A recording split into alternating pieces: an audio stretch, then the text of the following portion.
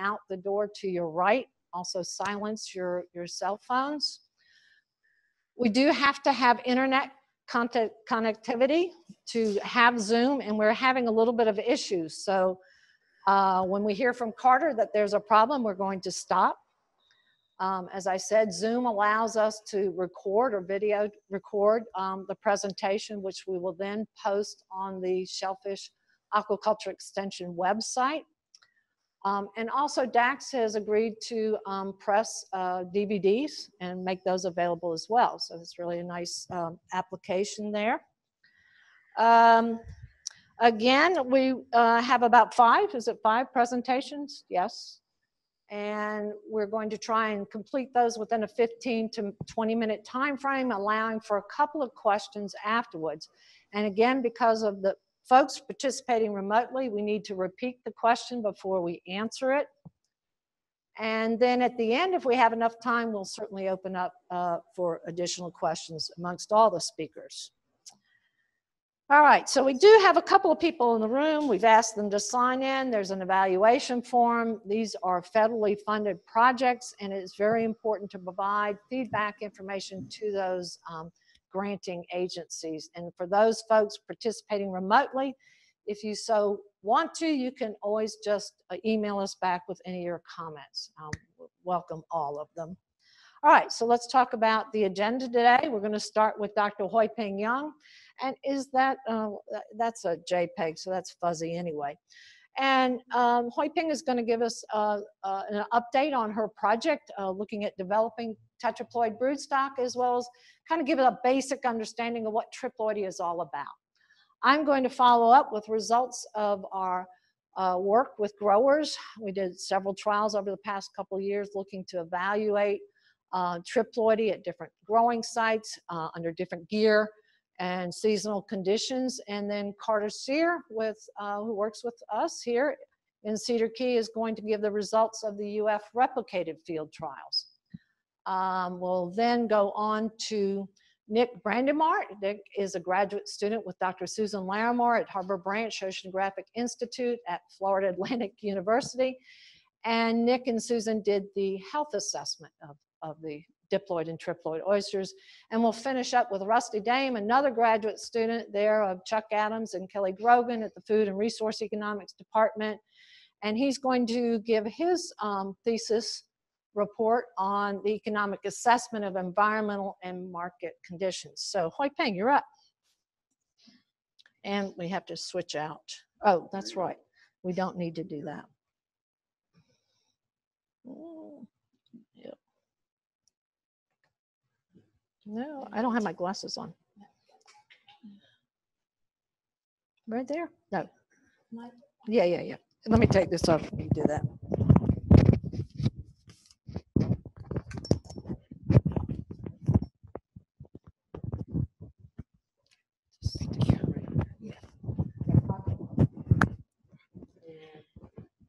Should it be okay? I can use the computer. I can use the computer.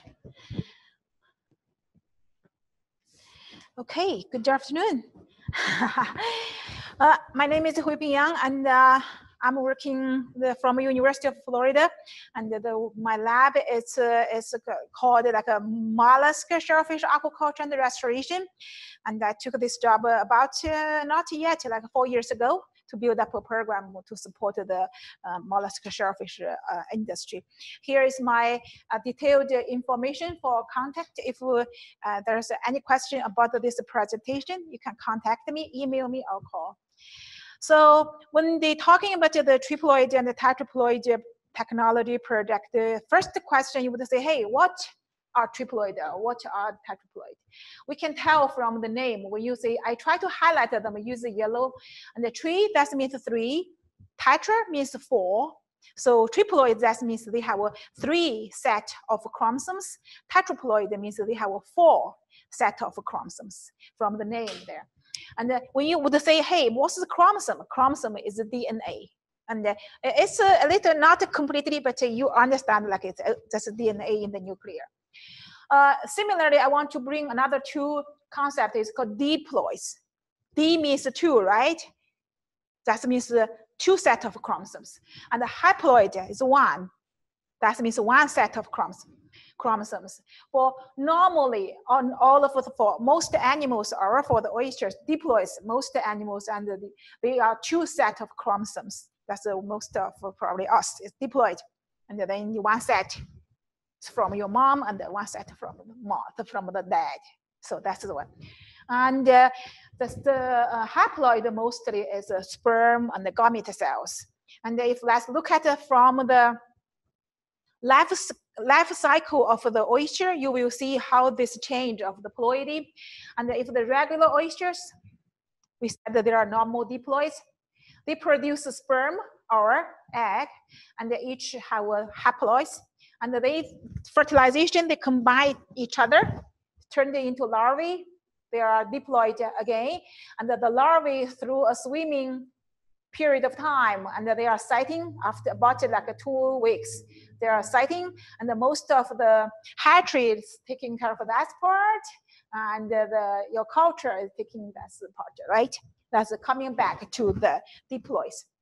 So for oysters, I just give a little bit. This picture from research published 2004 about most oyster species. They have totally diploid, have 20. That means 10 pair. That means each set is 10 chromosomes. So you can show as all of them, they line up together and based on their set. That's 2 sets. This is the 2 sets during the process of they producing their gametes, so they need to pair together. That's a process. You just know if that means diploids have 20 chromosomes, 10 pair, and if we want triploids, that means we have 3 sets, 30 chromosomes.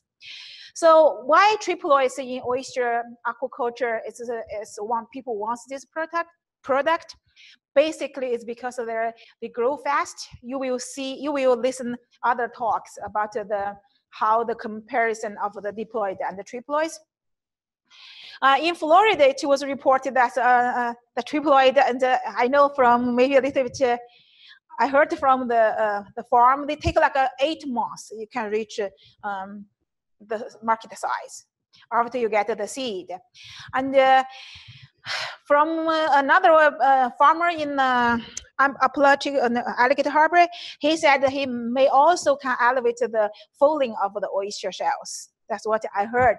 And another good thing is the better meat quality, especially during the summer when the natural diploid, maybe next month, I think when all of the gamete spawned out, maybe the diploid, the meat turned into kind of a watering and very transparent and not good, but the triploid could be good. For the third one is no environmental pressure. That means the triploids, you know that with triploid, they have 3 sets. During their process, they can have trouble when producing the gametes. They really messed up. They cannot produce really good gametes like a diploid. That's why we consider them as a kind of nearly sterilized. So by that way, if you culture triploid, it doesn't matter. It may not fertilize or mixing with the natural wild populations. And actually, some oyster fishermen care about that one. They would say, hey, you culture this. That's the question. Actually, if you're thinking about the triploid, I wanted to use example, just like the seedless watermelon or grapes you are eating. You go to the supermarket, right? And you find the seedless watermelon, you want them, right? And also the banana or the grapes, they are kind of exactly the same. This is the comparison of the diploid oyster and the triploid oyster. From last week, we are screening from our experiment. You see the diploid showing there's a fully developed gonad, and it did spawn, and the one oyster can produce about 6 milli or 9 milli eggs. That's huge, a lot. And the bottom line, they are siblings. They are from the same father, mother. They always be together, cultured together. So this is the triploid. It's just 1 year old. So how to produce triploid? You would say, hey, triploid is good. How can we produce triploid seed? I would put two things together here. Let's compare. And the normal diploid, we already talked about it before. Normal diploid produce sperm and egg with a haploid, right? The haploid put together, they have a diploid offspring. But if we, for triploid seed, if we have the diploid females produce N egg, and then if you have tetraploid 4N, tetraploid 4N, we know that's one. When they produce their sperm is diploids. So when they combine each other, that would be 100% triploid seed. So from here, you will see the tetraploid, the breeding stock, is the key for this technology. So how you produce tetraploids? This has been really a big challenge for the shellfish research, and therefore all of the tetraploid induction since early 1990s. So finally in 1994, there's one paper published that they have a unique method. And because this unique method needs 3 steps, and that means the tetraploid from this unique method, they be able to survive to the spat stage. And that's for first year, and you want to produce the diploid, and the diploid produce triploids, and the chemically induced triploid. And then second step, we will try to find triploid females, and which they produce a few eggs, their egg. And there's a hypothesis behind that. I do not want to go to details for that.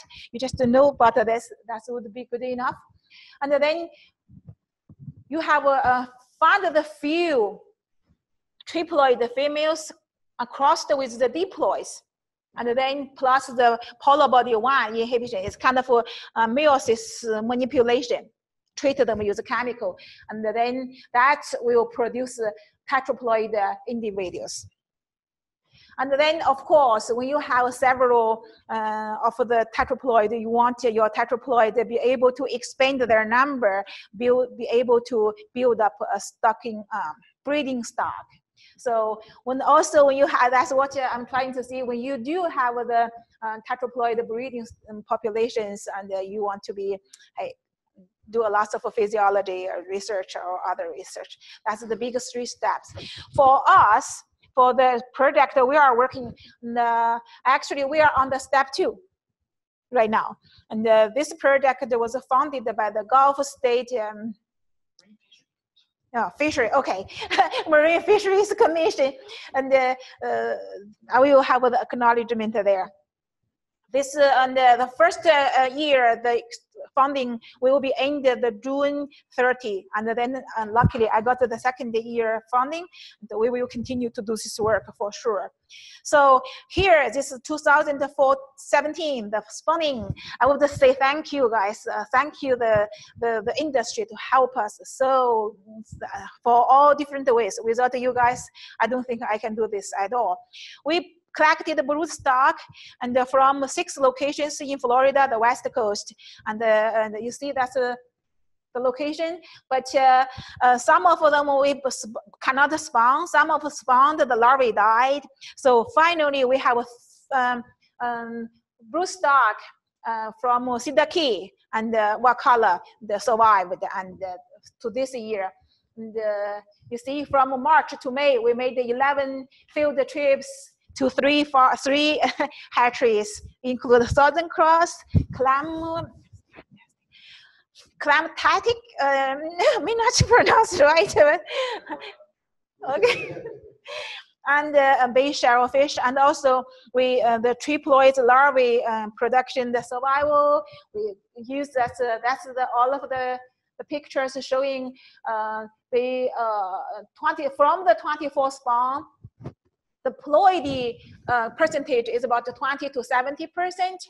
Larvae in 5 groups were survived beyond the metamorphosis to spat. And after the spat in the nursery, We have about 7 farms that helped us to culture this one.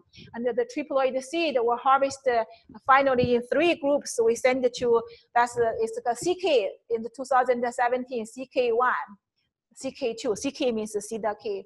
And that's the number we got, that's which day we spawned them, and what's the triploid and the tetraploids percentage we checked. So that's I try to put your picture here. That's the farms, and they help us to culture the oysters, because we want them to be in different locations because of the nutrition, temperature would be different. Maybe for us, the second year now, and which we are working, be able to find the triploid females. So that's all about that. For the whole project, for the Ploidy Determination, what we do in my lab, we called this machine is called the flow cytometer. And you'll be able to get the single cell, stain the single cell. When the cell goes through this machine, and we'll be able to tell the DNA amount.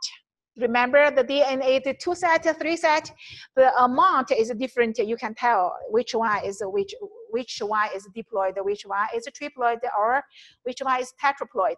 We can test the larvae, juveniles, and the adults. And we just take them. You can kill them. Sometimes we do the biopsy also. So that's the number, the final number coming out when I send it out. And totally we have 38, I think they put together 38,000 oysters together, and located these 7 farms helping us. And each time, from time to time, we try to get a sample to analyze the ploidy. You can see sometimes the ploidy is kind of going up. That's what I think, that's maybe the triploid have a good survival. That could be, right? So that's from 2017. What we are doing this year. And now this year, this is the whole process. We are doing 3 days a week. And now this year, our oyster growing up. And we take the oysters and from the farms coming back to us, to the lab. We clean them up and measure the oyster size, body weight. And the second time, we'll line them up in the plate, 20 each plate. So we have this, make sure we do not mess up the number. And then there's 2 person or 1 person sometimes open the oysters. We just open them. And then next step, we just take a little bit to test the gonad to know they are male, female, under the microscope. And then we will see at when we say male, female for the triploid, it's not really they are male. They may not, this kind of undeveloped. So we just see if there's an egg showing up, we call it the female. And if no egg, we call it the male. So after that, we dissect 1 piece of gill from the females, and suspended in the staining solution, dissect them, and filter the sample. We run through the ploidy, and finally we can find like a female 3N. And then if we find this is a female 3N, we'll be able to get the eggs. Remember, I showed you the big picture, the 3 steps, and they get the egg, fertilize with diploid, and then treat them, and then keep the larvae. So far, we have, I didn't have a number, because we are doing this so many, maybe several thousands already. We found 7 or 8, the triploid females. The survival, the egg number is so few. Some of them only several thousand. So, and some of them a little bit good. I'm planning to still using the hatcheries and then be able to let them to help me to culture them, hopefully, if we are lucky enough. And if they survive, we will check if they are tetraploids or not. That's this work is ongoing because of the spawning season. I would say the male, because of the 7 farms. Last week we did the oyster from Wauwalla County, and then we will continue to come back to the Cedar Key oyster the week after. From there, this is an ongoing project, the second year, and we'll continue. And I'm determined to do this. That's the lab get funded the second year, which is really great. I really want to thank the Gulf State Marine Fisheries Commission to support us, give this funding. We'll be able to work on this. I know how the industry really needs this. And also, I would thank the industry organization, Florida Shellfish Aquaculture Association, and especially the Shellfish Cedar Key Aquaculture Association, and support me so much. And specifically the industry collecting farms and the 3 hatcheries. Thank you guys to them. I know how valuable it is during the spawning season, your space, your everything. So I really feel thankful for that in my mind.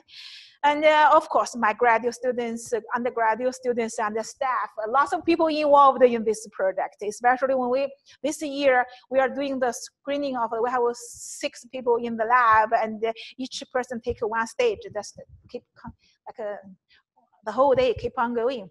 And I do not know, maybe next time, next year, I will coming back to report more good news. From here, I would thank you for listening.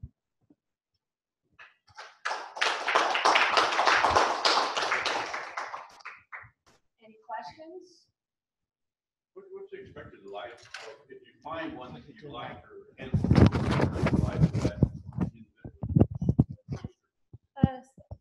what's the expected lifespan of the oyster once you get to keep it up for I would say, oh, this is a good question. For Diploids, I know the oyster can be like 8 years, 10 years. But for the Triploids, do not know. But you know what? Our lab, my lab is working on it's called the germ plasma crab preservation. And we do want to, if we can find the good, so we knew this will work, and we can crab preserve. That means freezing them and keep them in the liquid nitrogen, and then forever could be. And you know, that maybe 10 years, 20 years later, if you think, oh, the generation 1 still in the liquid nitrogen, it's possible. So the question was, what is the expected life cycle? And we can do questions at the end of all the presentations. All right.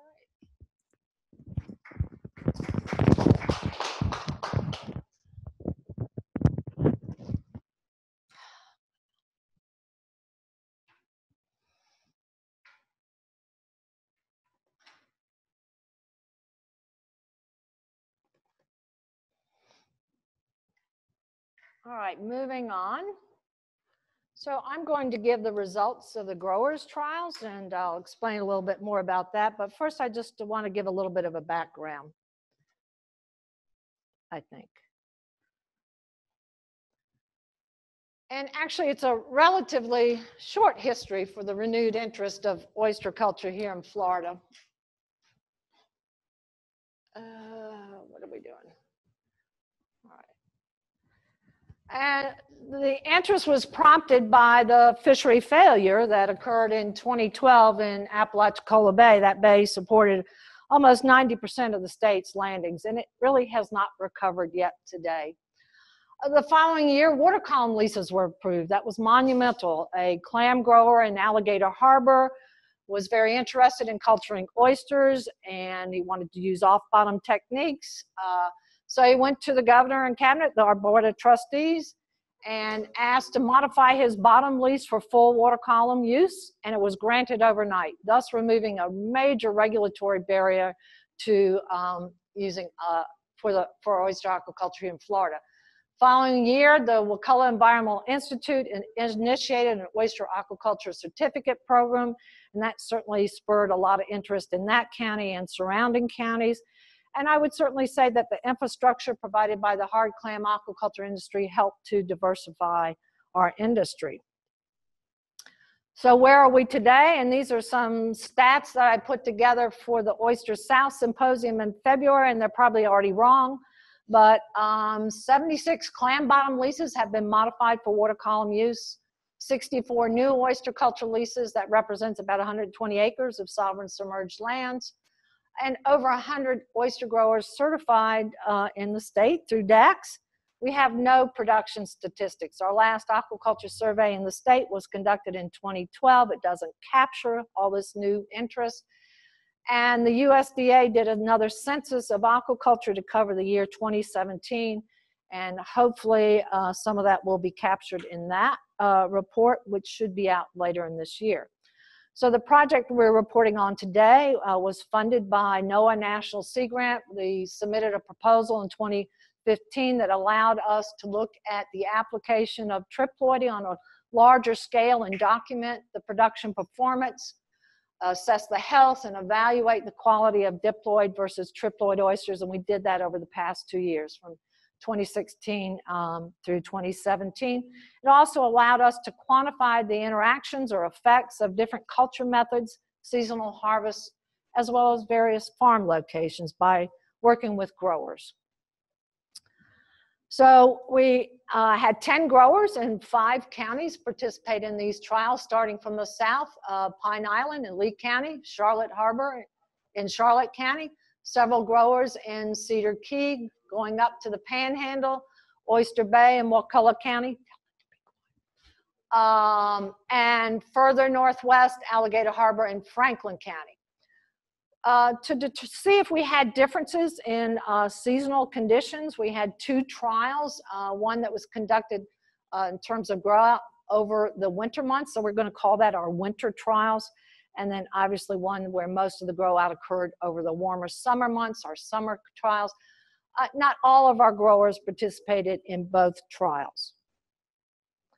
So growers were allowed to use their own gear and equipment, obviously, and that allowed us to look at the interaction of gear on Ploidy type as well. So the gear used were bottom cages in Charlotte Harbor and Pine Island. They had not modified their leases for water column use, and also a site in Cedar Key. We also had floating bags in Cedar Key as well as in Alligator Harbor.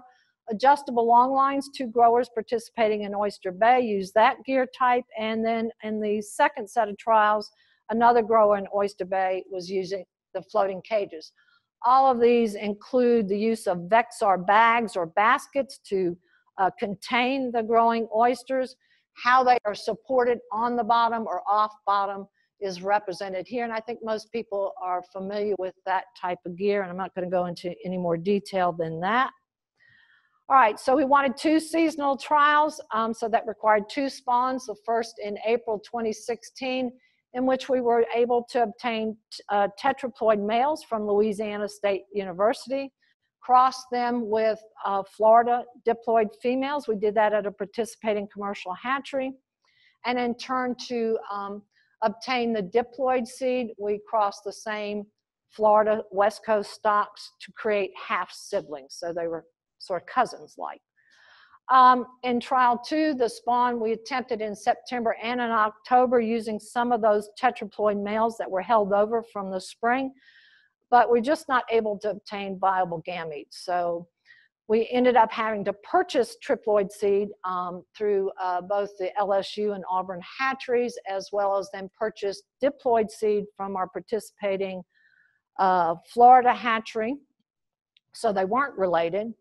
All of these stocks were continued to be land-based nursed in systems such as these until they reached a size that we wanted to distribute to growers. So let's look at seed distribution, our 2 trials here. And throughout the presentation and other presentations today, we'll color code. Diploids will be blue, triploids will be orange. Go Gators. All right, so 2,500 dips and trips distributed in the first trial to the growers. The average size, the shell height from that's that dimension, same size, 24 millimeters, approximately an inch.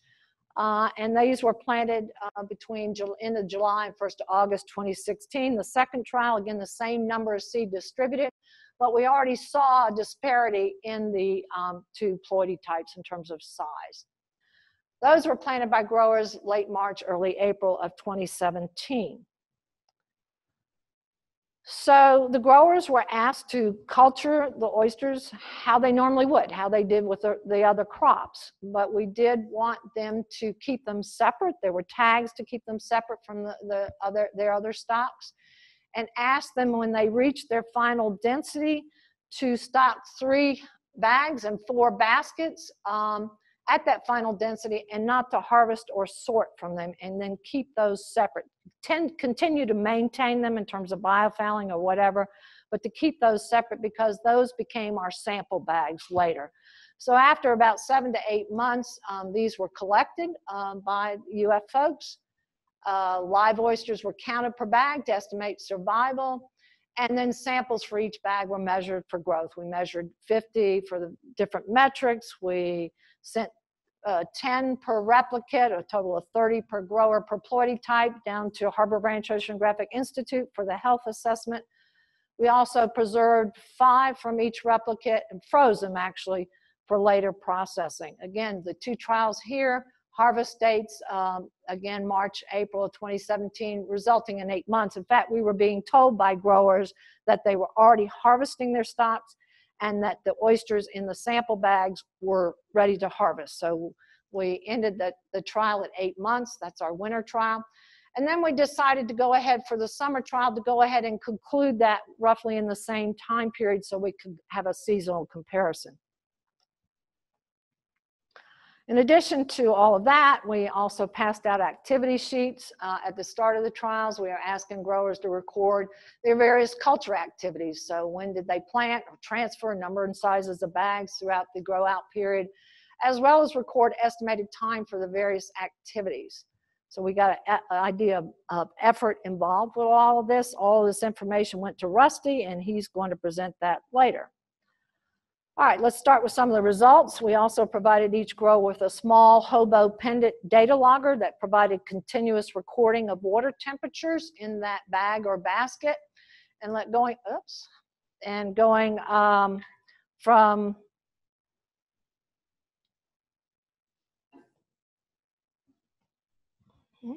that's interesting.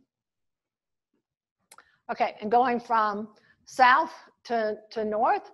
The green, that's the temperatures for Charlotte Harbor in the bottom cage, and you can see how much higher they were throughout the majority of that 8-month period.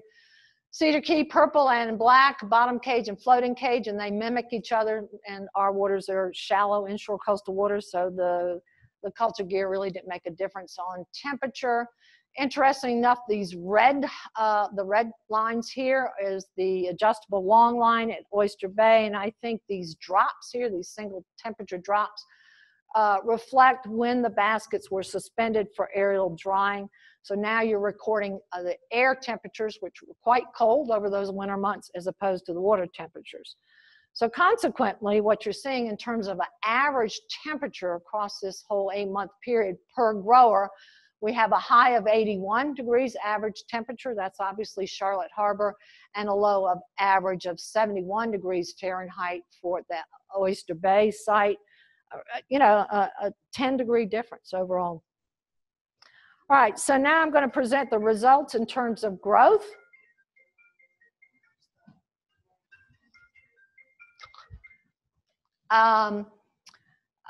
Okay, again, orange is Triploid, blue Diploid, and this is shell height. That's that longest dimension from the umbo to the margin.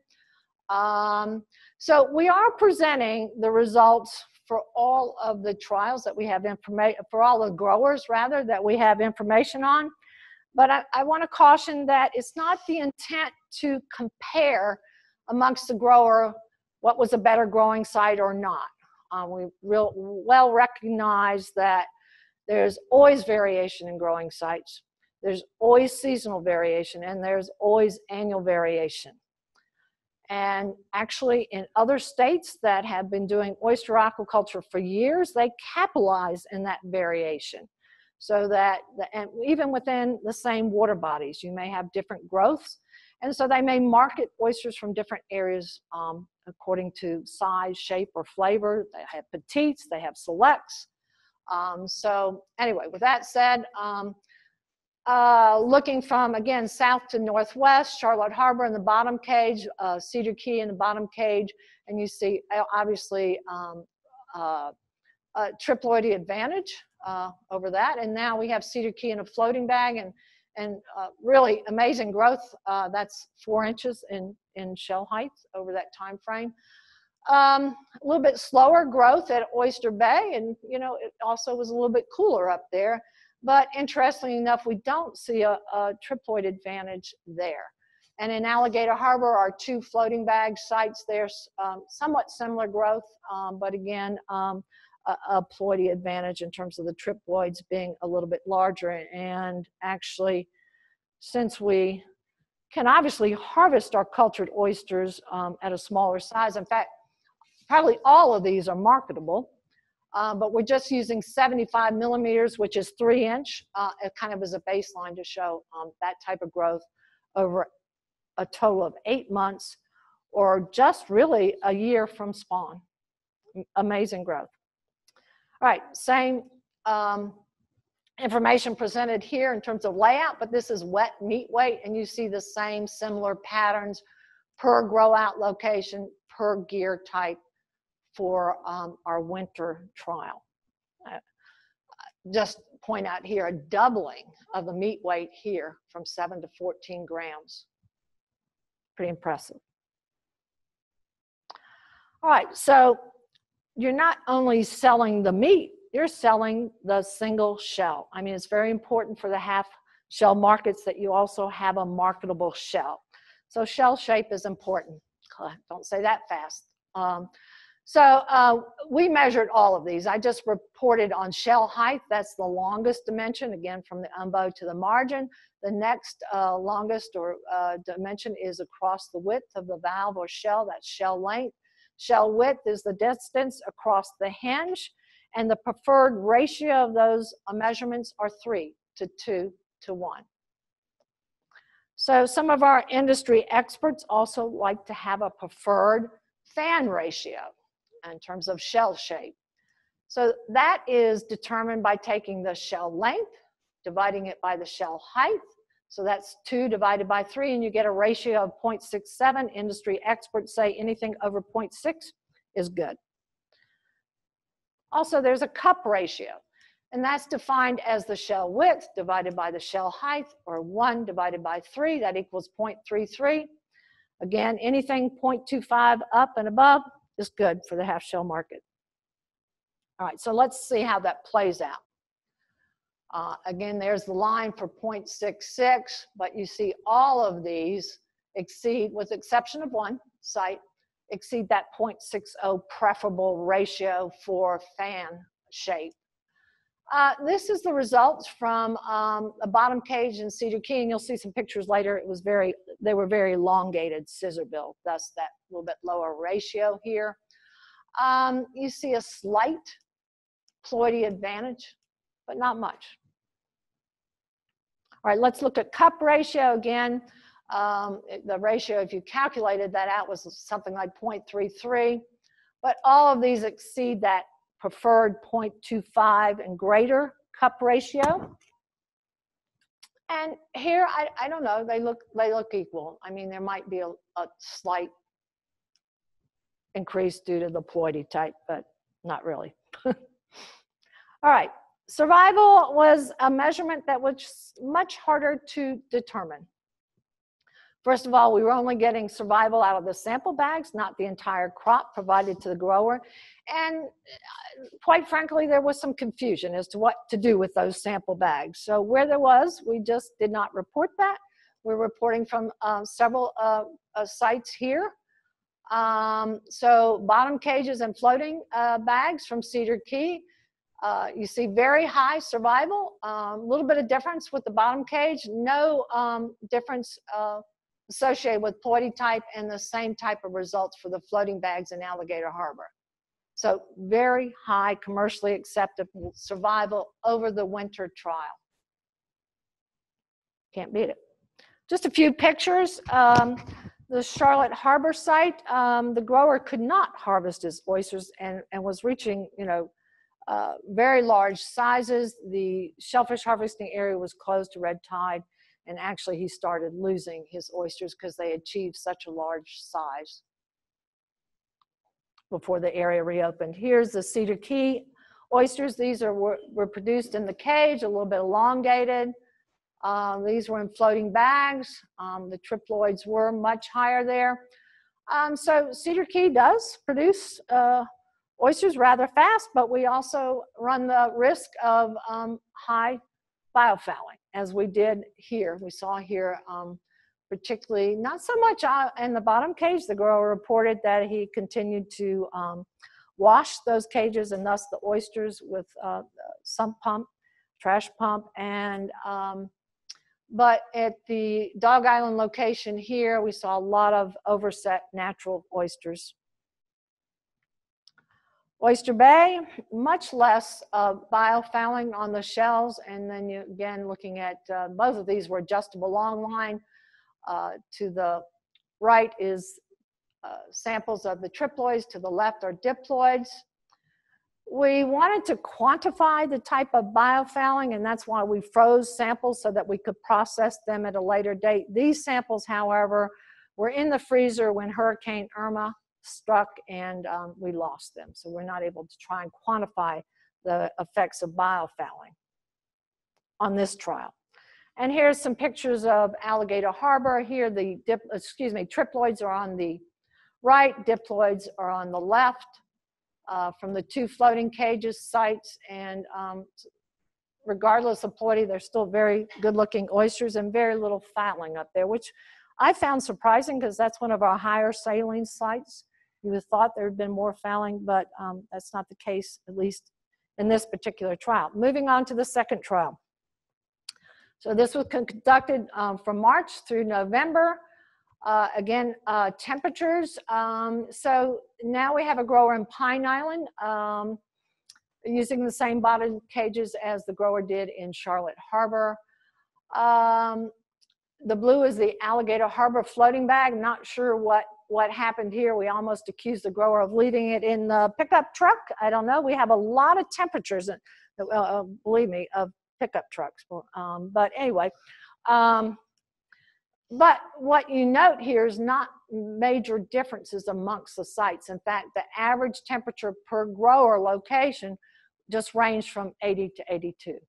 So not much differences among all of these locations, but certainly overall higher temperatures. That's why we're calling this our summer trial.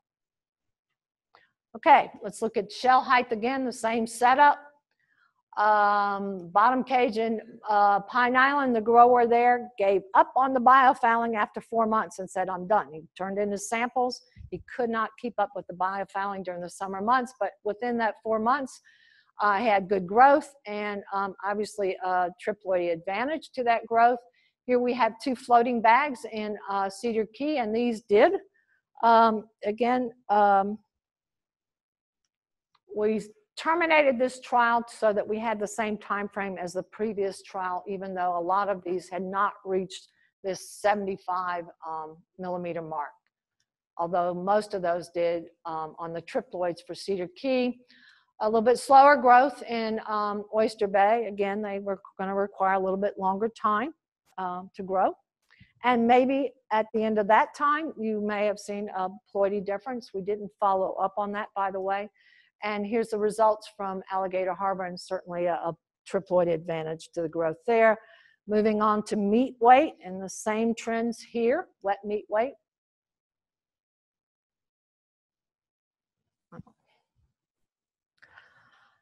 All right, this time we did have samples that we could further process, and we decided to look at condition index. And that's a weight ratio that kind of describes the quality of the meat or the yield or the fatness or fullness of the meat. It's a relative value. There's no ideal condition index range, thus it makes it hard sometimes to interpret what it means. And there's some time in processing this. So what you do is you measure the whole shell, you shuck the meat, you put it in this oven here for 2 days and dry it out. You weigh that. And then you also weigh the dry shell. You apply those numbers to that equation, multiply by 100, and you get CI, condition index. Then you have to figure out what it means. Okay, so here's the results from 4 of the sites and gear types. Interesting enough, we see just a little bit increase in the condition. Oh, and I should say, supposedly, the higher the condition index, the better the meat is.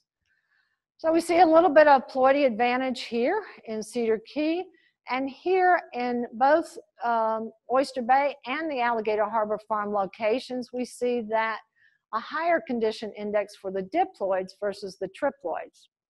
So we had to kind of think about what that meant. And then we recalled looking at the pictures of the meats in the shell from these areas that the plumpness, even though the meat in terms of the weight previously, I don't want to go do that. And now I'm messing up, right?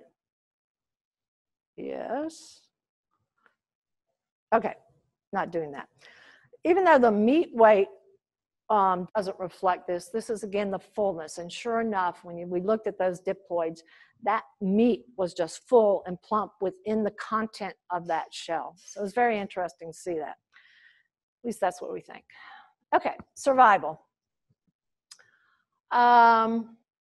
So overall, higher mortalities, lower survivals over that summer trial. Again, they're all probably commercially acceptable.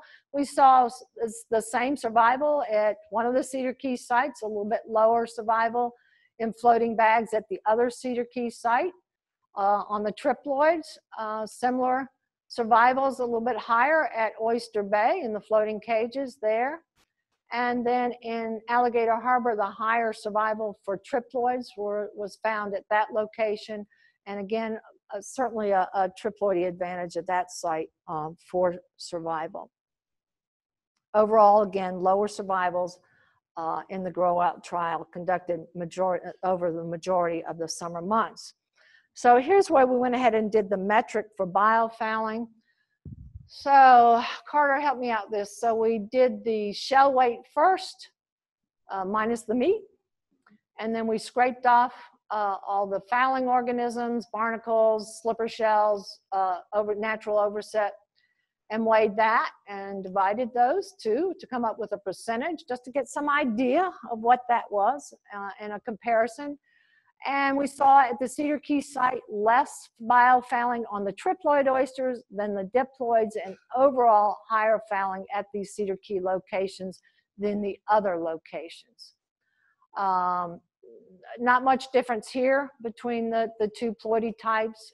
Actually, a little bit higher biofouling with the triploids at this site in Oyster Bay. And again, maybe a ploidy advantage at Alligator Harbor. It just shows the variability by site in terms of biofouling.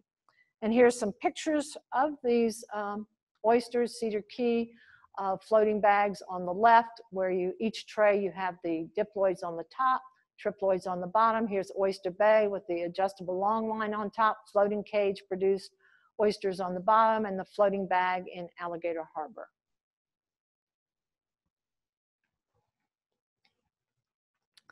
And I really think some of these pictures kind of look like mug shots. You know, you're not showing your best side. So actually I went back and looked at these pictures as we were counting oysters typically on the grower's boat, and we sampled them, and you can just see how beautiful they are. So to summarize that, multiple demonstration sites were established at various commercial leases here on Florida's West Coast. Production differences related to ploidy type, farm location, gear type, and season were documented. And then finally, the potential advantages of triploids, such as faster growth, shorter crop times, and year-round quality oyster meat, certainly was also documented. All right, there's much more to this and the other presentations you're going to hear, much more details, and you can follow this project by going to the Shellfish IFISH UFL EDU website. And we have a news blog that keeps you up to date on this particular project. And we certainly want to thank all the participating growers and the funding entity, that's NOAA National Sea Grant. So with that said, if there's no questions, we'll continue on, and that's Carter.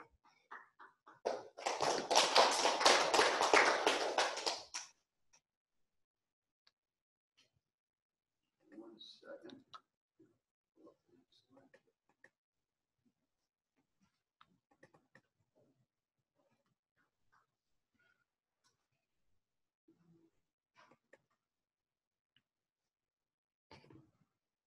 All right, any questions? I'm waiting. No. Excellent.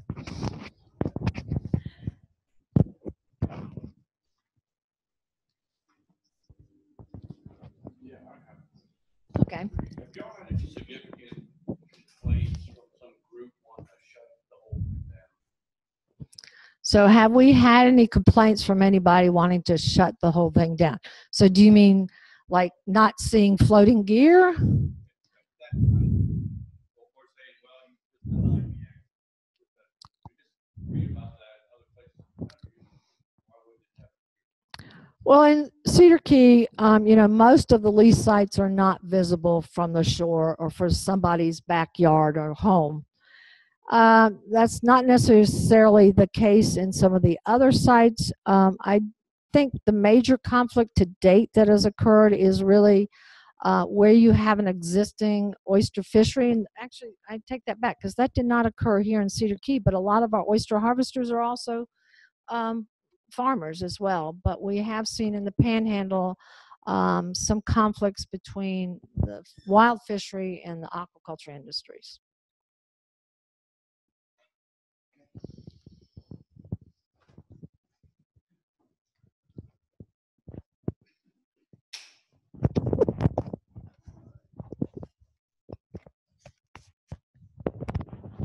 So usually I have the luxury of just sitting back there and nobody really notices I'm there, but I guess I have to play ball today. All right, so yeah, I'm talking about the UF grow out trial portion of this, which are essentially sibling trials, or kind of analogous trials to the ones that Leslie just talked about there. And I call them that because we use the same seed. They really were siblings. So they seed that came from those same spawns. There we go. So again, some review slides here. Primarily, we're looking at comparing diploid and triploid oysters, as well as some different management practices and kind of narrowing in on those particular management practices for this UF portion, which took place on our demonstration lease, which anybody in town will be familiar with, where we have out in Dog Island. Okay. So again, more review on just the land-based nursery phase that was employed, and the source of those seed, the same as those trials where Leslie just described. So I don't want to detail much more of that. But once again, using the same land-based nursery system to nurse those seed. However, what we do is what we call a field-based nursery portion of the grow, which is essentially what we do to just bump those seed up to about 50 millimeters before we initiate a 6-month grow out trial, which is the actual experiment. So essentially that just consists of putting those seed in 9mm mesh Vexar bags and growing those seed out for a portion of time to get them up to around 50 millimeters. All right, so 2 trials were conducted just as we're done with the growers.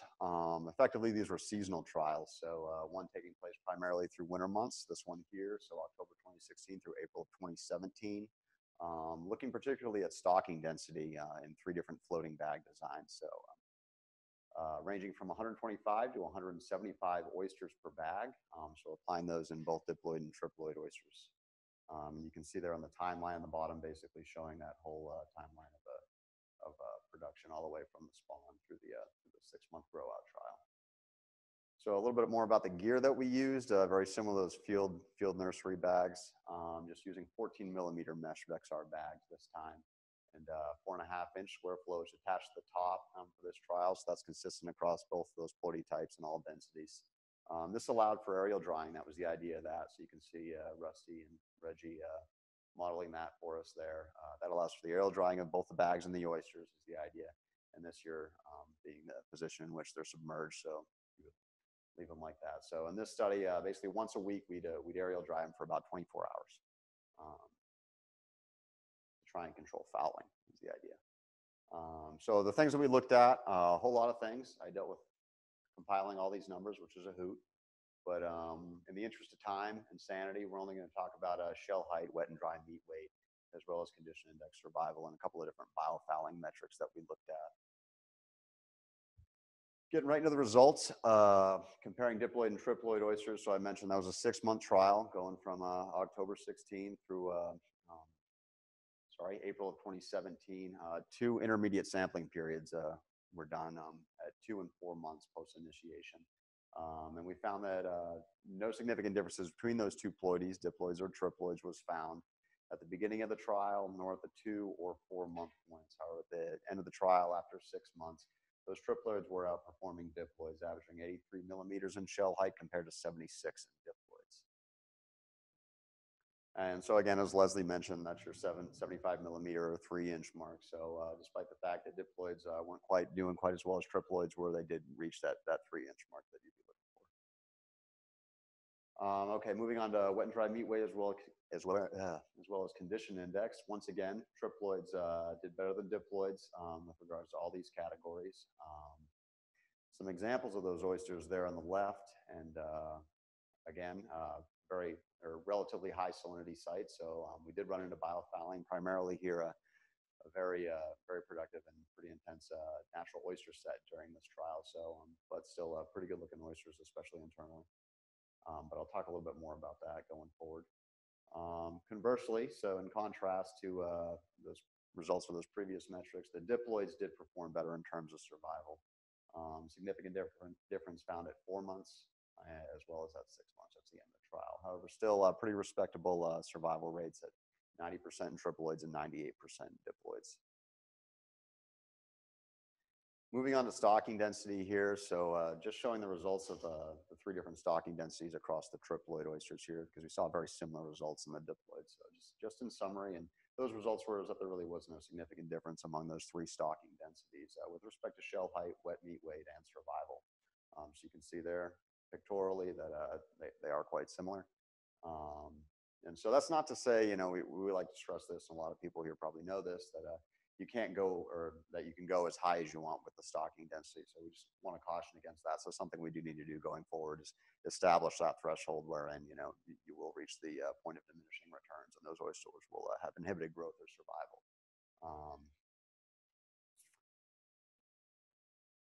Okay, so I mentioned we would get back to biofouling. So that's something we didn't really anticipate seeing, and that varies from one year to the next or from one site to the next.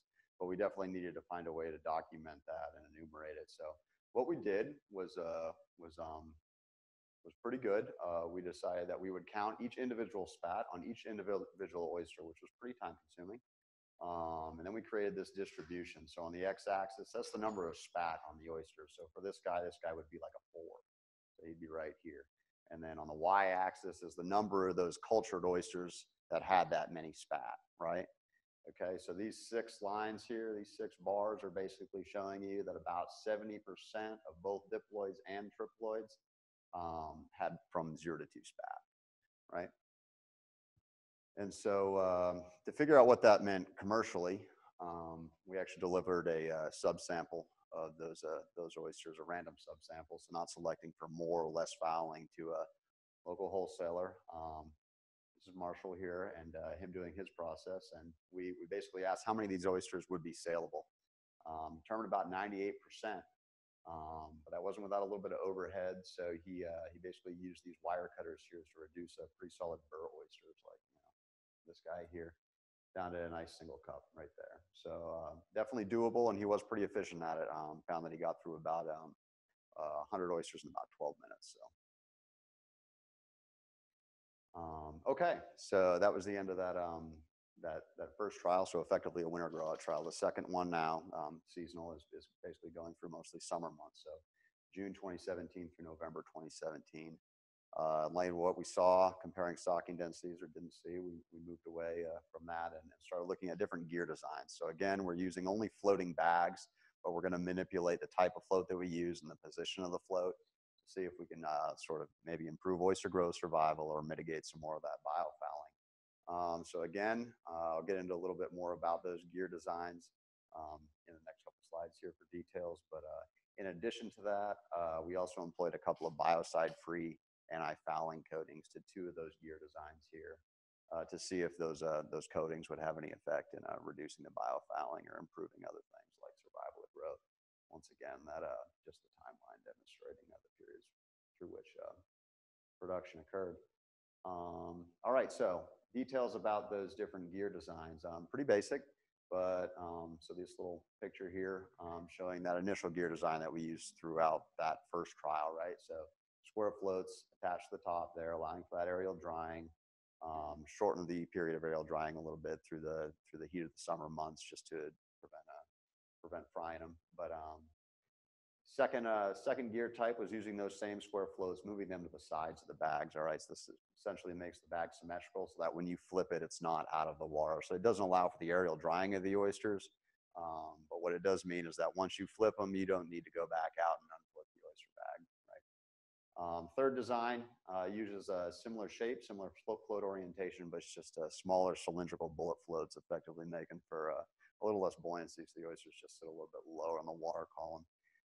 So the question is the possible benefit you gain from not having to go back out to your lease to resubmerge your oysters, does that outweigh the inability to aerial dry the oysters themselves?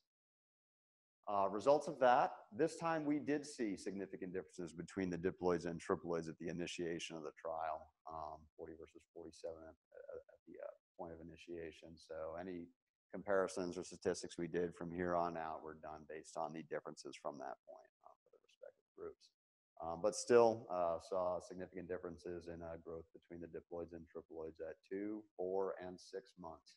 So at 6 months, diploids averaging just 56 millimeters and triploids 77. So you'll see this time triploids are just making that 3-inch cutoff, diploids not even close.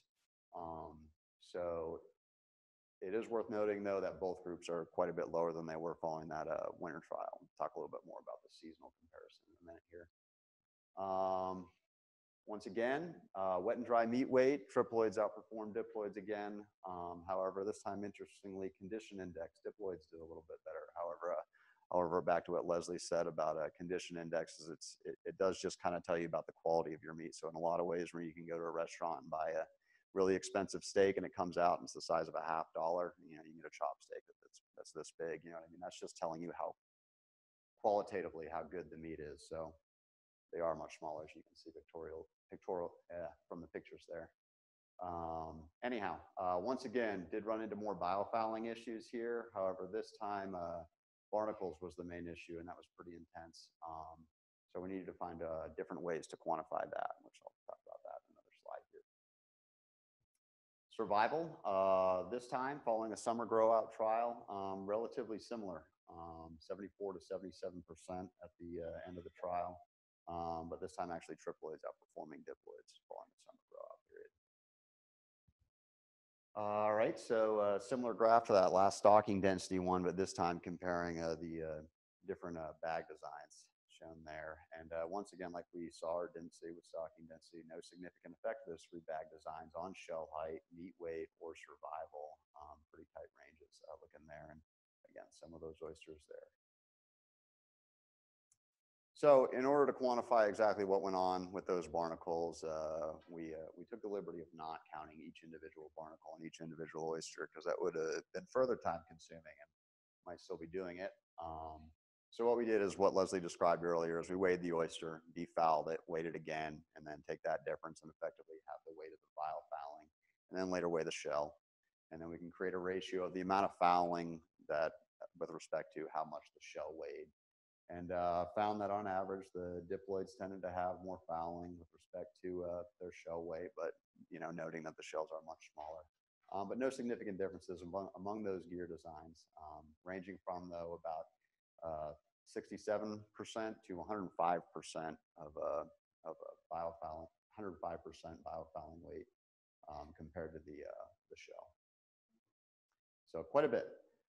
Which the pictures demonstrate too.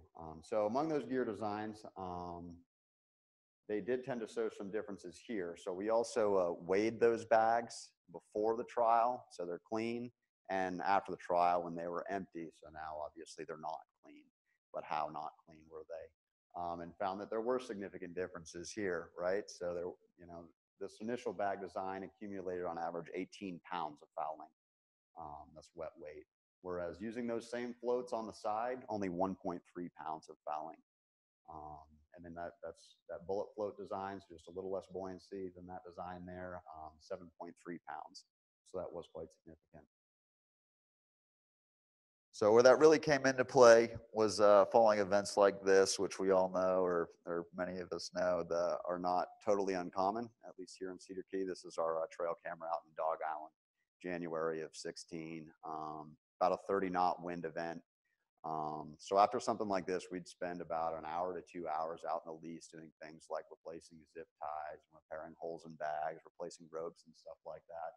So these are all things obviously that take time, cost money, and materials, stuff like that.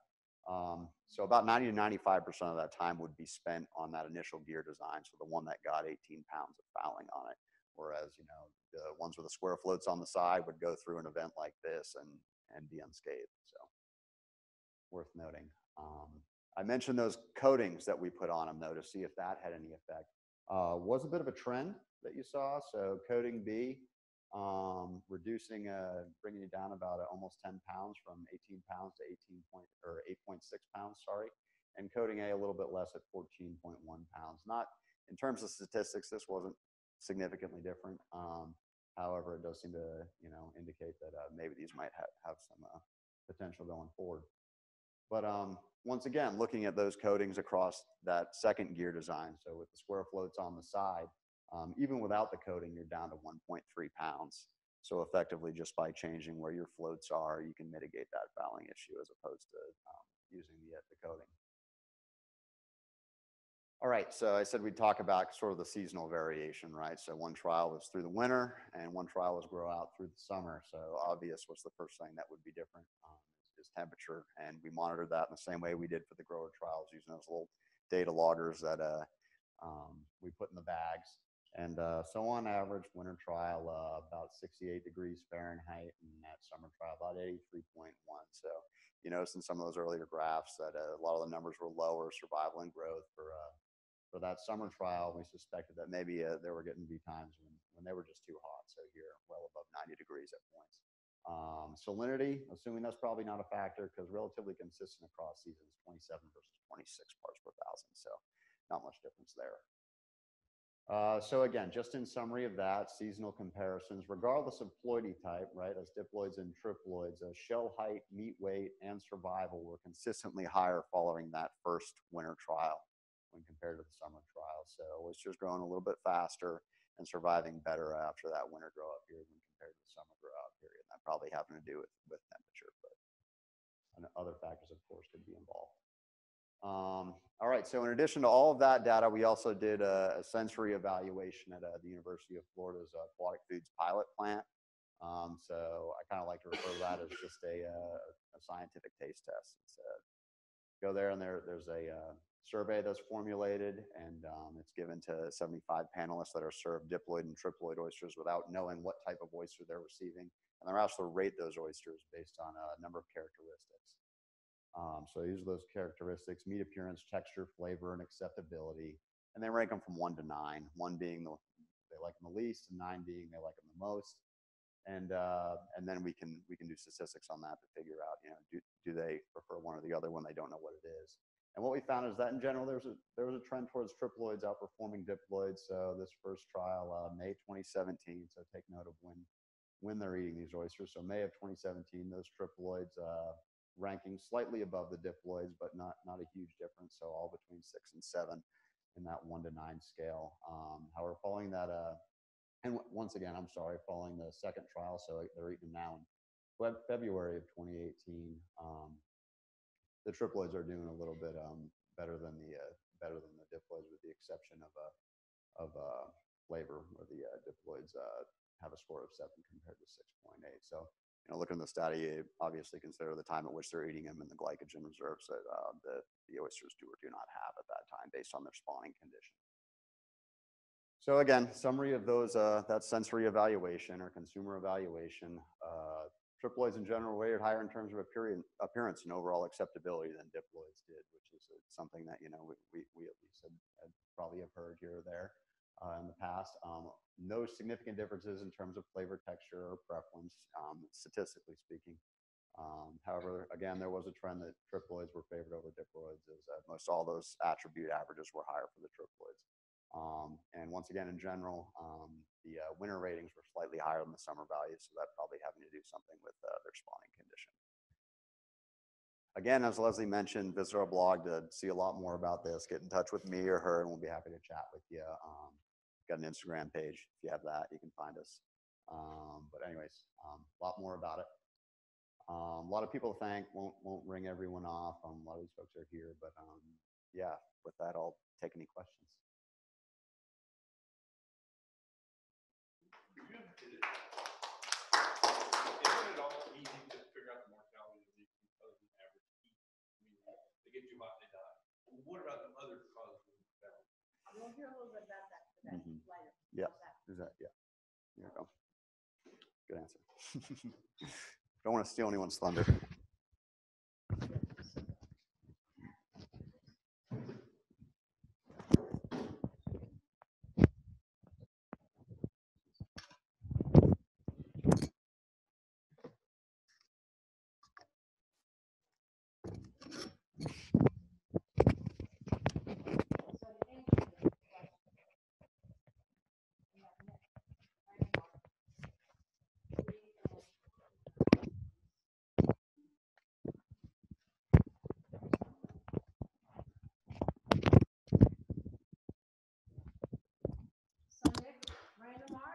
Is a graduate student with Dr. Susan Larimore. She's a health specialist at Harbor Branch Oceanographic Institute and part of Florida Atlantic University in Fort Pierce. You recall we sent samples at the completion of the growers and actually the UF trials as well to Nick, and this was actually part of his master's thesis to look at the health assessment of these various oysters. That's right. Yeah, so today the owls are working with the gators to support the shellfish industry in Florida. I'm coming from Florida Atlantic, red, white, and blue. So go America. Yeah, I'm coming down from Dr. Larimore's lab, aquatic animal health. We work with invertebrate health. We provide certificates to oyster, shrimp, and clam farmers, among other things like PCR assays, microbiology, histology. For this particular project, we're going to be using histology techniques, which is basically creating little slides to analyze the digestive system health, reproductive status, helminths, like just worms that can degrade the host tissue and decrease the overall health of the animal. So yeah, I'm coming from Fort Pierce, and I'm doing the health assessment. Of course, we're reporting on diploid and triploid oysters and how they fare among different sites and gear types. And this is a study funded by NOAA and the Florida Sea Grant.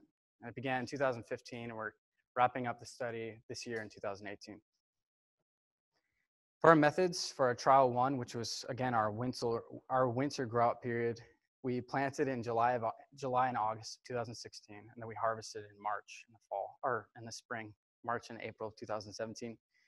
And then for our trial two, which is our summer grow-out period, we planted in the spring of 2017 and harvested in the fall. Variables that we will be reporting today, we'll be reporting everything from the shell. Well, we recorded everything from shell metrics to digestive system health, but today we'll be presenting mainly on the prevalence of parasites and pests, namely boring sponge, mud blisters, cestodes, trematodes, and dermo, which is protozoan parasite common along both the east and west coast of Florida. And we're going to look at physiological condition, which is similar to condition index, but completely different methods of reporting it. These oysters are here from Cedar Key from our UF trials, beautiful triploids. And now we're going to get right into our results. So yeah, for trial one, which is again our winter grow-out, if I can direct your attention to the top portion of the screen, you'll see two mud blisters on the right side of the flat valve. Mud blister, there's two main species, Polydora websteria and Ligni. We should mainly be concerned with Polydora websteria because it's a worm that can produce these unsightly blisters, which can decrease the market value of your product. What else? Basically, the blisters are formed from the worm inserting itself between the valves and the mantle and the shell. And basically the oyster can secrete nacreous layer called nacre. And the worm can wedge all kinds of detritus and other substrate in there. And it can be kind of smelly when you pop the blister, which isn't great. You're selling the shell again, not just the meat. So looking at the percent prevalence, just a disclaimer, the percent prevalence is simply a presence or absence of the particular parasite or pest. So on the y-axis, you have the percent prevalence. And on the x-axis, like previously, we have diploids and triploids outlined by blue and orange. We have our sites, and we have below the sites our different gear types, whether it's floating mats or bottom cages or adjustable long lines. Overall, mud blisters were there was a fairly low percent prevalence for mud blisters across the board. Of course, here in Cedar Key and Oyster Bay, we have the higher percentage comparatively compared to other sites. But as you'll see in our trial 2, which I'm moving to now, there is certainly a larger percent prevalence of the mud blisters for both diploids and triploids. Now, if I can have your attention focused to the left side of the graph, which is our southernmost site, Pine Island, you see actually triploids fared worse in comparison. Whereas in the other sites, diploids had a higher percent prevalence, and that particular site, triploids, had a higher percent prevalence. But up in our Alligator Harbor site, which is kind of surprising, we had a fairly low percent prevalence, even though we do have high salinities, so kind of threw us off. Again, up into the top right of the screen, you can see what's known as boring sponge. This is a sponge that can leave little 4 to 5 millimeter holes in the animal, can reduce the market value of a product. It can potentially lead to mortality in the individual oyster. For our winter grow out period, we found high percent prevalence, really only at our southernmost site, which was Charlotte Harbor. Among triploids, it was higher at all sites. I actually talked to a farmer. I don't know if this is true, but I talked to a farmer up in the Panhandle, and he said that the diploid shells are softer, and he thinks that that may be some of the reason why we're seeing higher biofouling and potentially boring sponge, but I can't verify that for sure. So overall, fairly low boring sponge, especially at the northern sites. And then for trial 2, which is our summer grout, we found a higher percent prevalence for our sites in the Panhandle. So you can see it's fairly high percent prevalence. And I should also note that the boring sponge that I found on these animals was a slightly more severe in the summer trial, which is also what I found for the mud blisters. The mud blisters were more severe for both the diploids and the triploids, but particularly more severe for the diploids in comparison to the triploids from mud blisters. For our southernmost site, I don't know if you can remember, I'll go back real quick, but we saw a higher percent prevalence at the southern site for boring sponge. But here at Pine Island, our oysters were returned early, which may be responsible for why we saw a lower percent prevalence, but nevertheless, we did not see any boring sponge at the southernmost site. Then we did some disease monitoring for a disease known as, for Perkinsus marinus, which is the causative agent for the disease known as dermo. If you can look up the top right portion of the screen, you'll see 2 pictures. Those are the sporocysts, which are stained with the iodine. And then under the microscope, I can quantify how many I see and rank that on a semi-qualitative scale for the intensity. But specifically for the prevalence, we're going to be talking about whether or not we found sporocysts or not. So it's simply, is that clear? Whether or not there was any dermo or there was some dermo. That's what the chart is illustrating. So for our results of the prevalence, percent prevalence, you see there's a lot of site-to-site variability. The highest percent prevalence was at our Oyster Bay site, which was which is up in the Panhandle, and then down at our southern site in Charlotte Harbor. Here at Cedar Key, we found a a higher percent prevalence at the bottom cage site compared to the floating bags. But there's not necessarily, it's not necessarily explained by the gear type, as you can see, because Charlotte Harbor is also bottom cage method. So it's interesting. Moving on to trial 2, we found no dermo at the southernmost site. At our Cedar Key sites, we found a little bit more for floating bags than we did the first trial. And then at Oyster Bay, we had the highest percent prevalence again. And like I talked about earlier with the intensity values for Perkinsus marinus was higher for Oyster Bay than any of the other sites. Here at Cedar Key, I'm sure you all are concerned with how the oysters fared here. The intensity values were not above average, I'd say, and especially in comparison to the other sites, even though we do have higher salinity sites here. So there's that. Moving on to physiological condition. This is just a measure of the plumpness of the animal. So at the top right, you can see you have a very fat animal, and at the bottom, you have a watery, grayish color meat, which is a sign of a poor physiological condition. Across the board, you see it's fairly similar, where Triploids fare a little better than Diploids. At least that's how I graded them. At the southern site, we have an anomaly where we have the poorest physiological condition. So this is for the winter grow-out, keep in mind. Moving on to the summer grow-out period, the main point I want to make here is that the physiological condition for the Diploids decrease. And that's probably explained by the fact that they're spawned out by the time that I received the oysters. We can verify this again by when we look at the gametogenesis, which I'll get into, but I just wanted to make the point that these oysters are spawned out, and therefore the physiological condition is going to be poorer. Moving on to trial 1 for the presence of food in the gut and sex ratios. I'll also comment on gametogenesis. Sex ratios, if you could take a look at the bottom pie graph I've created there, you'll see that there's a higher proportion of sexually indifferentiated individuals for those oysters raised in the bottom cages. Whereas those oysters raised using the floating bags and the floating cages, there was a higher proportion of sexually differentiated, and females, males.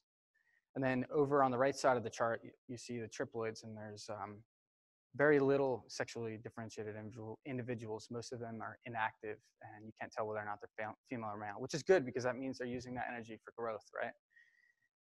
And then through histology, which are the slides that I told you we create, we can look at how much food is in the gut. And so that also is just marked by either presence or absence of food. On the left, you have a gut with no food in it, and on the right, you have a full gut, which is beautiful. Overall, the percentages of food in the gut were all over 80, even for the oysters that were raised using the bottom cages. But there was higher percentages of food in the gut for those oysters raised using the floating bags.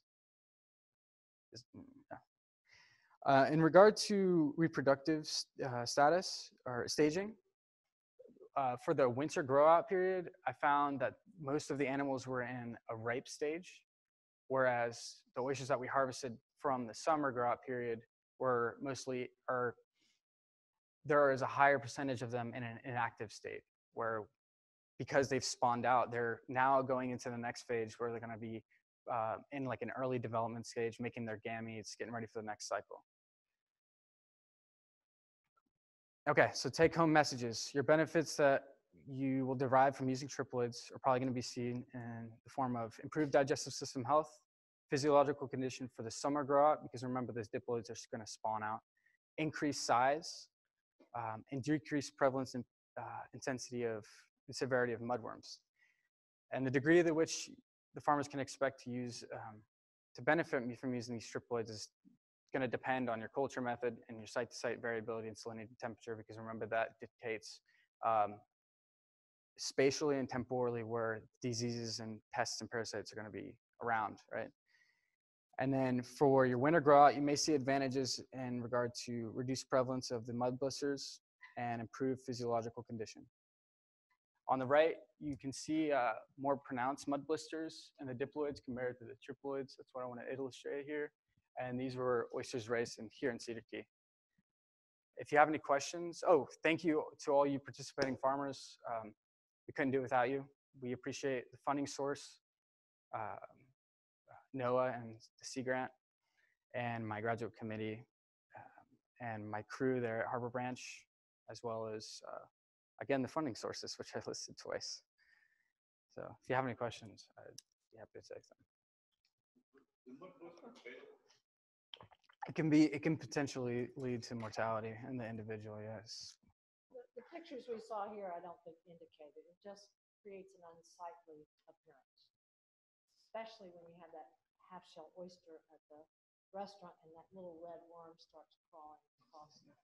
But there's an answer to that. That indicates that it's a fresh oyster. And if you all are working on the project, farmers, feel free to get in contact with me if you want to see any more of what we found I at have the a lab. quick question. Yes, So please. we obviously saw mortalities at the end of the summer trials, both UF growers. Mhm. So did any of your results indicate that they were the contributing factors to those mortalities? The mud blisters? Anything, any of your results? Well, I don't,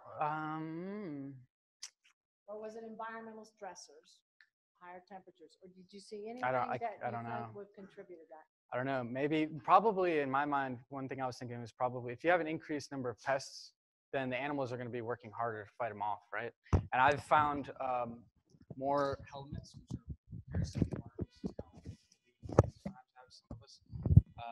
And so if there's a higher prevalence of that, then the oyster's not going to be concerned so much with growth. And I'm finding a lot more for the oysters that are reared during the summer than during the winter. That's what I'm finding. And you need to, oh, thanks. Thanks, Nick. And you're going to graduate when? And here we have another graduate student, Rusty Dame, and he's in food resource economics, and he's going to wrap this up. Kind of exciting talk about financial risk assessment. Usually not exciting information, but Rusty makes it exciting.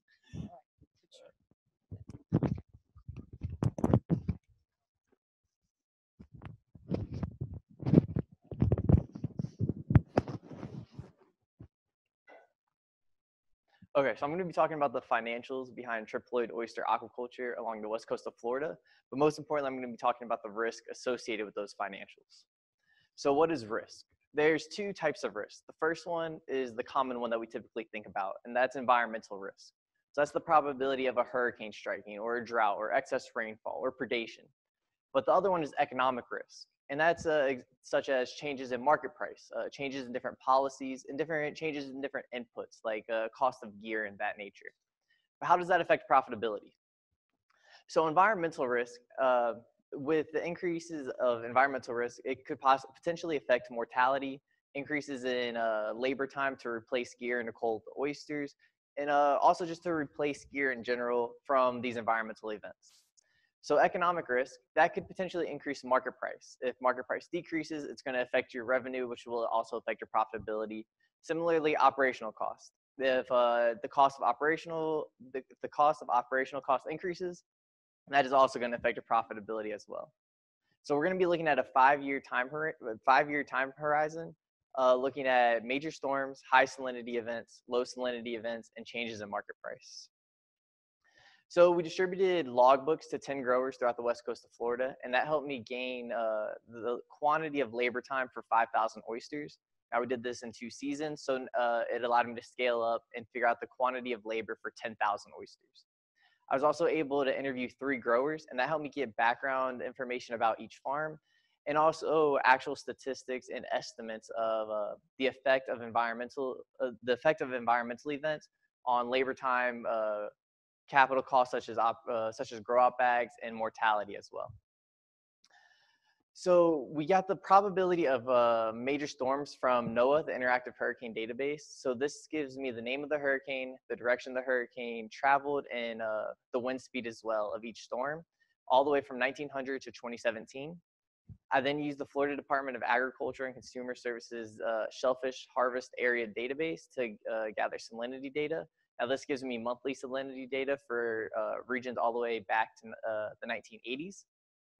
And then I use the Virginia Institute of Marine Sciences for the historical cultured market prices.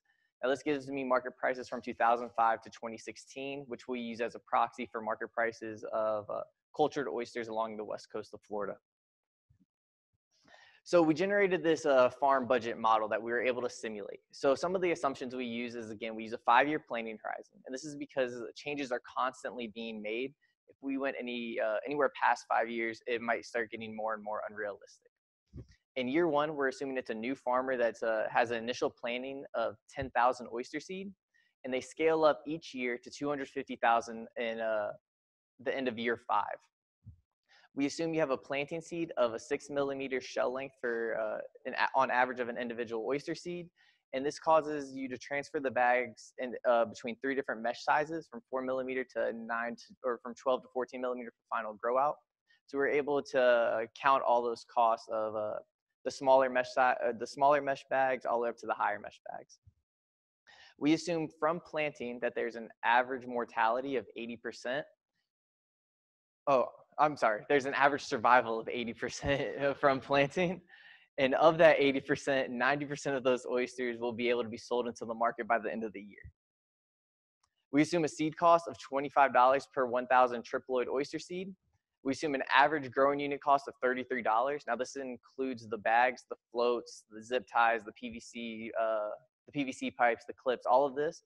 And this is an average. So within our model, it does fluctuate up and down with natural risk, which we'll describe later on. But on average, it's going to be $33 per growing unit. We assume that you have a boat and motor cost of $32,000 over a 10-year loan at 7% interest. Now this results in a $4,800 annual payment each year. So we have an average wage rate of $12, and we have varying labor times. However, in years 1 to 3, so when you're planting 10,000 oysters to 150,000 oysters, we're assuming it's owner operator. So you do not have any additional part-time labor. You are going to be the only one working on that, which results in profitability being returns to net owner operator. In years 4, there's an average additional part-time labor of 95 hours. In year 5, that increases to 105 hours. Now that's because your planting seed in year 4 is 200,000, and that increases to 250,000 in year 5. Now again, this is an average. It does vary within our simulation with natural risk. Now there's 4 areas we consider: Levy County, Franklin County, Wakulla County, and Escambia County. And then locations within each county: Cedar Key, Alligator Harbor, Oyster Bay, and Pensacola Bay. Now, because of high salinities, we assume that Cedar Key and Alligator Harbor farmers also farm clams as well. Now, this means that these 2 regions will ignore startup costs in the first year, and that includes sign preparation, light preparation, surveying fees, and things like that. And then in years 1 to year 5, we utilize a partial budgeting model for your boat and fuel costs, assuming that some of that cost is going to go to the clam operation, while the other costs will go to the oyster operation. So scenario 1, this is our baseline scenario. In this scenario, there is no abnormal environmental or market risk events. So we have no hurricanes, no droughts, no excess rainfall, and no changes in market price. However, we do have what we consider natural risk or normal risk. And this includes the effect from thunderstorms and different biofouling events, higher levels some years and lower levels other years. So what this will do is, again, it will change that labor time that we described earlier, and it'll also change the cost per unit of growing bag. Scenario 2, we're going to be looking at hurricanes. Now, in the past 2 to 3 years, we did experience 3 different hurricanes: a category 1 traveling north, 1 traveling northeast, and a tropical storm traveling northeast as well. So these are the 3 attributes of hurricanes we are able to look at. As we get more data in the future, that will be able to be integrated into the simulation. But for now, these are the 3 types of storms we are looking at. Now, again, we got this data from NOAA from 1900 to 2017. So within those years, there's a 19% chance in Cedar Key, which is the highest out of the 4 regions, that one of these 3 types of storms will strike. Now, that's not to say that hurricane category 3 or 4 cannot strike. That is only saying that there's a 19% chance that one of these 3 will strike. Now, if we go to the probability of 2 storms striking, Wakulla County has the highest at 4%. But again, we're only considering these 3 types of storms. So within the 19%, one of these storms could strike, a tropical storm traveling northeast could occur, and then a hurricane category 3 could occur. However, we're not including that in this model. We're only including these 3 types of storms. So with Wapula County, that's saying a tropical storm traveling northeast, hurricane category 1 traveling north, or 1 traveling northeast will occur twice. Scenarios 3 and 4, we're looking at a sustained salinity event. So when we say sustained, if you remember, our data is on a monthly, we have monthly data. This means that it is at least 2 months consecutively, 2 months in a row, that salinity is below 10 parts per thousand for the low salinity, or above 35 parts per thousand for the high salinity event. And this, again, it affects your cost, your labor time, and mortality, which also affect profitability. Also, this will not include any other abnormal events. So scenario 4 does not include low salinity or hurricane risk, while scenario 2 does not include salinity risk. These are all independently observed within each scenario. So this is an example of what a distribution will look like from one of the monitoring stations here in Levy County. So what this is saying is the higher the hump here, that means that there's a higher probability that a salinities will occur within that range. So what I have highlighted in red down here and in red over up here, that's what we're looking at. So that's the low salinity range, and that's what we're considering risk. So anything below 10 parts per thousand and above 35 parts per thousand. So the probabilities of these occurring based on those distributions, so again, 2 consecutive months, is the highest in Pensacola Bay for low salinity events at right around 50%, and then highest for high salinity events in Alligator Harbor, right around 30%. If we look at scenario 5, we're going to be looking at changes in the average market price from 2018 to 2022. As you can see here, market price is increasing from an average of 43 cents in 2018 to an average of 49 cents in 2022. We get this data from the VIMS data that I mentioned earlier. Now, each one of these red dots is an actual mean that occurred during that year. So each one of these red dots was actually viewed in the market.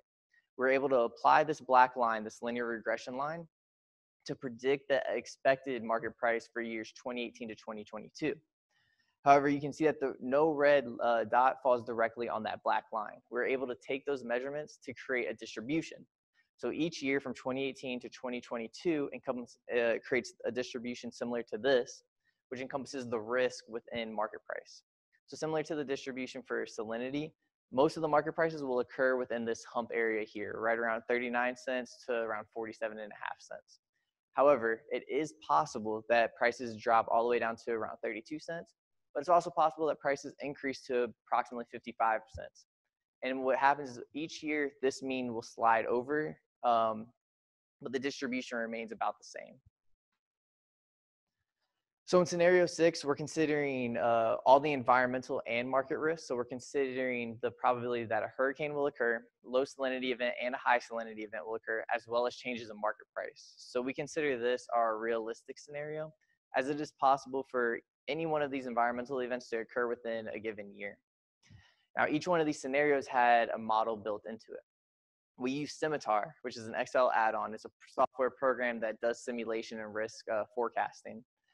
What Scimitar does is it'll randomly draw a value from each distribution for each scenario 1,000 times. And what that does is it gives us a distribution of what profitability will look like by the end of every year. And that's what we're able to analyze. So this is what the results will look like. So for scenarios 1 through 4, the axis will be 70,000 to negative 10,000. That is your net income or your profitability. So starting with scenario 1, the base case. So again, we're including no abnormal environmental risks. So no hurricane, low salinity, high salinity, or market risk. Just the normal risks such as thunderstorms and changes in biofouling setting levels. So the average, so this black line, this represents the average or the expected value. So for Cedar Key, Alligator Harbor, we would expect $58,000 on average. However, the blue line and the blue dotted line and the green dotted line represent 25 and 75%.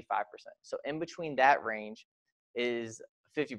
So you have a 50% chance of obtaining a probability between that blue and green line. So in this case, between $54,000 and $61,000. The yellow line and the dotted yellow line and the dotted red line represent 95 and 5% chance. So you have a 90% chance of obtaining a net income or a profit between $49,000 and $66,000. And this is the same for years 1 through 5, that the dotted lines represent those percentages. If we look at Pensacola Bay, the black line again, it's going to represent that average. So that average in Pensacola Bay is right around $54,000. This is what we would expect to happen if all the risk variables occurred at the mean. When we introduce risk, there's a potential for profitability to change. However, 50% of the time, half of the time, we expect profitability to be between $51,000 and $58,000. 90% of the time, we expect it to be between $46,000 and $63,000. Now, what this means is 5% of the time it can be below that red line, and 5% of the time it can be above that yellow line. However, 90% of the time it will be between those two ranges. And this graph format is the same for the following scenarios. So in scenario 2, this is the one where we consider hurricane risk. Again, so we're looking at Cedar Key because they had the highest probability of one of those 3 types of storms striking. By the end of year 5, there's an expected value of around $55,000. However, we see that red line decrease, and that's because of the higher probability of a storm striking. So the higher probability of a storm striking will, again, it'll affect your labor time, which affects labor costs, your capital costs per growing unit, and also potentially mortality as well. If we look at Wakulla County, they had the highest probability of 2 major storms striking. The expected value drops from scenario 1 to $52,000 by the end of year 5. And again, that spread increases from scenario 1, illustrating the additional risk from one storm or multiple storms striking in a given year. Scenario 3, Pensacola Bay. So we have evidence that low salinity events may affect mortality rates. So in this one, that black line still represents your expected value, right around 47,000. It's kind of blended in with that dotted blue line. But remember, between that dotted blue and that dotted green line still represents 50% of the time. So 50% of the time, your net income will still be between those two values or above the expected value of $47,000. However, 5% of the time, it is possible that you incur a loss during those years due to the higher mortality associated with the sustained low salinity event. If we look at Wakulla County, they also have a higher probability of a low salinity event occurring. Again, now you have an expected value right around $52,000, and that spread increases by compared to scenario 1, and that is due to the risk associated with the low salinity event. If we look at scenario 4, Alligator Harbor, they had the highest probability of a high salinity risk occurring. Again, that spread's going to increase, but the expected value will remain around $54,000, which is a slight decrease from scenario 1. However, that risk, the risk increases due to the higher probability of a high salinity event occurring. So scenario 5, you notice that axis changed from negative 10,000 to 90,000. We had to increase that axis because now we're assuming that market price will increase around 50 cents by the end of year 5. So this creates an expected value of around $67,000.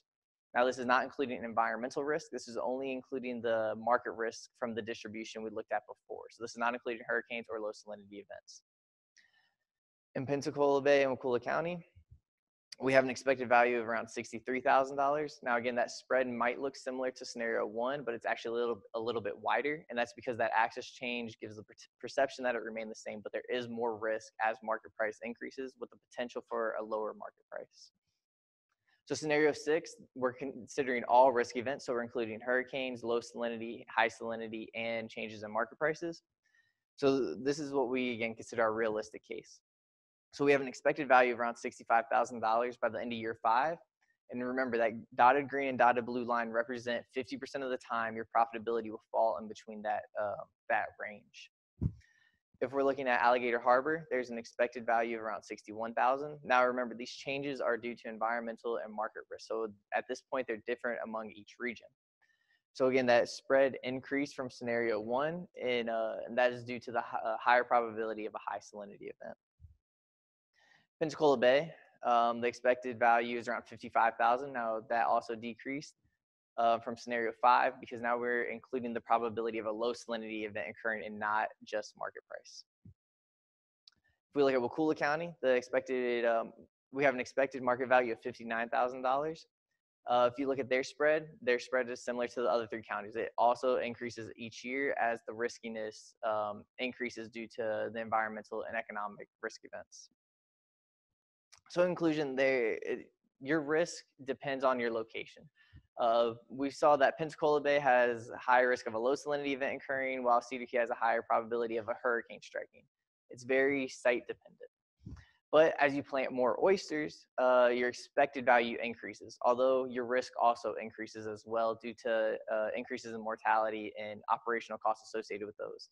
However, 94% of the time, by the end of year 5 for all regions, you will be profitable. However, when we say profitable, we just mean a net income above $0. So we're creating a tool. We're creating a tool known as a stoplight chart, where the owner operator is able to input a desired income level. So this is an example of what that stoplight chart will look like. So at the top, you have the lower cutoff value. So what a farmer will do is say, what's the desire? So his input or his or her input here will be the lowest net income that they're willing to take. Anything below this is unacceptable and they're not willing to do it. The upper cutoff value is, this is what I want to make. Anything above that is extra. This is what I'm comfortable making. So the lower cutoff value is used to generate these red bars here. So the red represents the probability that you will obtain a net income below that lower cutoff value. So in year 1, there's a 100% chance that you will obtain a net income below $5,000. However, as you can see, that red bar decreases each year as plantings increase. Now the green bar represents the probability of obtaining a net income above that $45,000. As you can see, that green bar increases as you increase your plantings each year as well. Now what the yellow bar represents is the probability of obtaining a net income between that lower cutoff and that upper cutoff value. So now we're going to change these values just to see how the bar charts might move. So now the farmer says the lower cutoff is 25,000 and the upper cutoff is 55,000. So whenever you input a value into one of these cells, the bar chart will change, and that'll give you a probability of obtaining your desired net income by the end of each year, based on the model that we simulated earlier. So I know I went through a lot very quickly, so if you have any questions, I would love to answer them. Nothing. All right.